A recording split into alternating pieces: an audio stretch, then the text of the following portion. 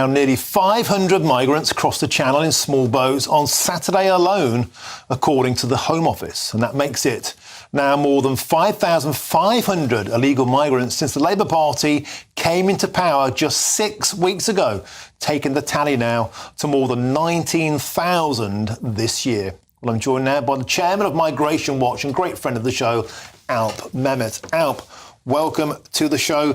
Good to be here. Groundhog Day once again. How many times have we had this conversation about no government, no politician, certainly no Prime Minister seeming to get a grip of this problem? The Labour Party are now in power. Not only is the situation continuing, it appears to be getting worse. And it will get worse still, I'm afraid.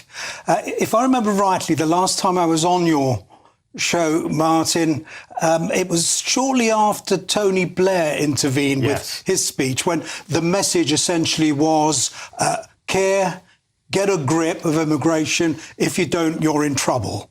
Well, he should take heed, because he hasn't got a grip and shows no sign of getting a grip. And there seems to be no one around him who's able to give him the right sort of advice to show and suggest what needs to be done, certainly with regard to the boats. The boats that are coming over the Channel at the moment, Alp, they seem to be supersized, really long, precarious, overladen. We've seen disasters, in recent weeks. Is there a shift in strategy? They seem to be packed to the rafters now, 50, 60 plus per vessel. We saw the 492 make it on Saturday in just 9 boats. That's 55 per dinghy. You can see on your screen now, Alp, these are massive, and they're bowing in the middle. They're often deflating and getting into trouble. It seems, Alp Mehmet, that the people smugglers are taking bigger and bigger risks, and they don't care about the safety of those people on board. They never have cared. They couldn't care two hoots how many are going to die, what the risks are. And they will continue, because there's lots of dosh to be made. Keir Starmer said that he's going to smash the gangs. Yeah, right. Smash the gangs. They're laughing themselves silly all the way to the bank. Their bank accounts are burgeoning with the money that they can make. And if they can get even bigger boats and pack even more in, my goodness, they will. This is where Sir Keir Starmer really has got to get a grip if he wants to do anything about thwarting these floods of people now who are coming across the Channel and will continue to come. 19,000 already this year. I suspect it will be closer to 40, 50,000 by the end of the year. That's not acceptable. So we could be on for a bumper or even a record year. In terms of that deterrent, now, you and I have spoken many times in the past about Rwanda. Certainly it had its flaws, mainly the massive cost. Not a single flight got off the ground. That was largely because of the activists, the lawyers, the ECHR, call it what you want. Nevertheless, that was scrapped. Now the plan to smash the gangs.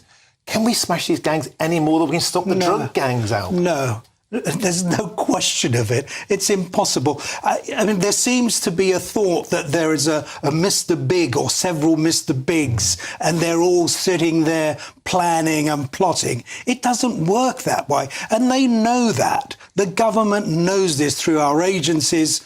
The sort of people that they are bringing together now to form this group to be headed by an individual whose identity isn't known yet. They know what's been going on. A lot of the work that Keir Starmer and Ved Cooper are suggesting is going to be done is already being done, and it hasn't had any impact at all. For so long as people arrive, they're able to stay, and they know they're going to stay. They're not going to be removed. They're not going to be sent back, either whence they came or to their own countries. They will continue to come in ever greater numbers, and more will die. Bear that in mind. More will die. Alp, we saw under David Blunkett, under the Tony Blair regime, there was a much more robust attitude towards deportation. Do you see any appetite within the current regime to go back to basics, as it were, to go back to the Blair years of actually getting tough, or this processing the backlog, this 1,000 extra lawyers, is that more likely to result in more people being able to get the right to remain? Yeah, that's exactly what's going to happen. I see it as more an amnesty, frankly, than a speeding up of people coming here. That is not going to dissuade anyone from jumping into a boat. That's not going to put the fear of God into the gangs, I'm afraid.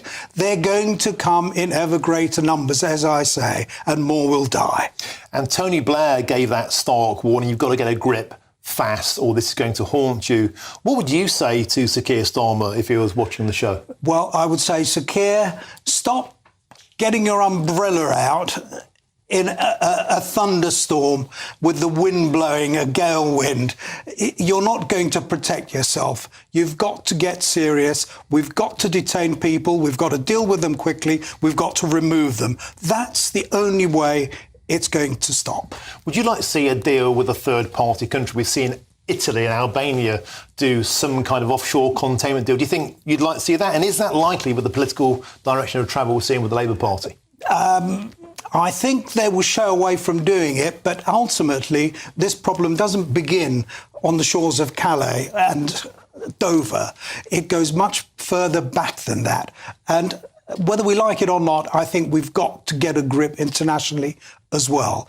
But we're out of the EU. We work on our own now. We've got the laws that are in place to stop it all. We're not using our laws. All we're doing is standing back and letting it all happen and kicking it into the long grass. We're going to have a review. We're going to have a study. That's a nonsense, frankly. It's Sir Humphrey at large yet again. Okay, Alp Mehmet, Chairman of Migration Watch. Thank you very much for joining us in the studio. Always an absolute delight to have your knowledge